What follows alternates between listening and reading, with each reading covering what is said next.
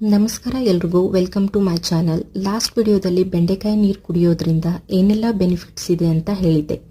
ಈ ವಿಡಿಯೋದಲ್ಲೂ ಕೂಡ ಒಂದು ಜ್ಯೂಸ್ ಮಾಡಿ ತೋರಿಸ್ತಾ ಇದ್ದೀನಿ. ಹಾಗೆ ಈ ಜ್ಯೂಸ್ ಕುಡಿಯೋದ್ರಿಂದ ಏನೆಲ್ಲ ಹೆಲ್ತ್ ಬೆನಿಫಿಟ್ಸ್ ಇದೆ ಅಂತ ತಿಳಿಸ್ಕೊಡ್ತಾ ಇದ್ದೀನಿ.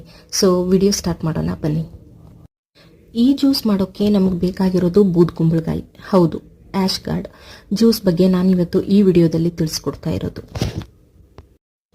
ಬೂದ್ಕುಂಬಳಕಾಯಿಯನ್ನು ಬೇರೆ ಬೇರೆ ಹೆಸರಿಂದ ಕರೀತಾರೆ.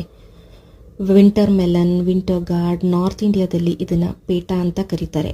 ಆಗ್ರಾ ಫೇಮಸ್ ಸ್ವೀಟ್ ಪೇಟ ಈ ಬೂದ್ಕುಂಬಳಕಾಯಿಂದನೇ ತಯಾರಾಗೋದು.